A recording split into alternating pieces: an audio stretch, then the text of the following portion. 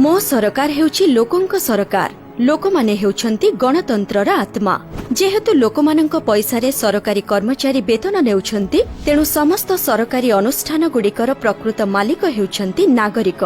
एही विचारधारारे आम प्रिय मुख्यमंत्री श्रीजुक्त नवीन पट्टनायक आरंभ कले मो सरकार कार्यक्रम। विभिन्न सरकारी दफ्तर को सेवा पाई आसुथिबा जनसाधारणक प्रत्यक्ष मतामतकु विक्षिप्त भावरे संग्रह करा जाई सरकारी संस्थागुड़िकु अधिक दक्ष करबा सहित लोकमानंकु उत्तम व्यवहार और उपयुक्त सेवा जोगेई देबा एही मो सरकार कार्यक्रमर मूल लक्ष्य।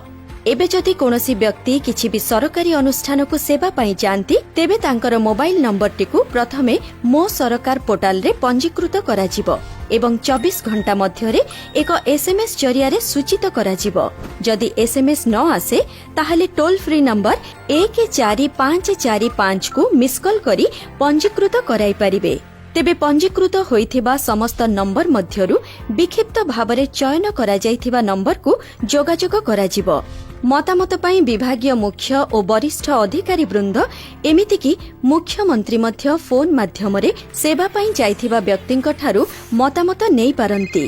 जेमिति कि व्यक्ति जनक पुलिस थाना को जाइथिले सेठी तांकु ठीक समय रे उपयुक्त सेवा मिलिला कि नाही, कोनोसी कर्मचारी लांच मागिले कि बिना भय एवं पक्षपातरे पदक्षेप ग्रहण करागला कि, एमिति कि डाक्तरखाना को जाइथिले औषध विभिन्न प्रकारर परीक्षा और सेवा मागणारे जोगेई दियागला कि नाही, कौनसी कर्मचारी घरोई औषध दुकान किंबा निदान केन्द्र को जीवा पाई बाध्य कराइले कि, एई भली अनेक प्रश्न माध्यमरे चयन करा जाइथिबा लोकंक निकटरू मतामत ग्रहण कराजिबो। जदि अनुकूल मतामत रुहे ताहले उक्त अनुष्ठान को भल रैंक मिलिबा सह सेवा जोगाइथिबा कर्मचारी को आगुआ पदोन्नति मिलिबो। जदि संख्याधिक प्रतिकूल मतामत आसे ताहले श्रृंखलागत कार्यानुष्ठान मध्य ग्रहण कराजिबो। अक्टोबर 2 रु जटिल सेवा जोगाउथिबा राज्यर समस्त पुलिस थाना और 21टी जिला मुख्य चिकित्सालय एवं 3टी मेडिकल कॉलेज रे मो सरकार कार्यक्रम आरंभ करा जायछि, जहा 30 अक्टोबर सुधा राज्यर समस्त जिला मुख्य चिकित्सालय को यह संप्रसारित हेबो एवं 2020 मार्च 5 तारिख सुधा राज्यर समस्त सरकारी ऑफिस को मो सरकार कार्यक्रम रे अंतर्भुक्त कराजिबो। मान्यवर मुख्यमंत्रींकर एही मो सरकार कार्यक्रम द्वारा सरकारी अनुष्ठान मानंकर कार्यधारा, कर्मचारी मानंकर कार्यप्रणाली और लोकों समस्या प्रति सेमानंकर वृत्तिगत और नैतिक दृष्टिभंगी रे उन्नति अणाजिबा सह शासन पद्धति आहुरी स्वच्छ और सुदृढ़ हेबो।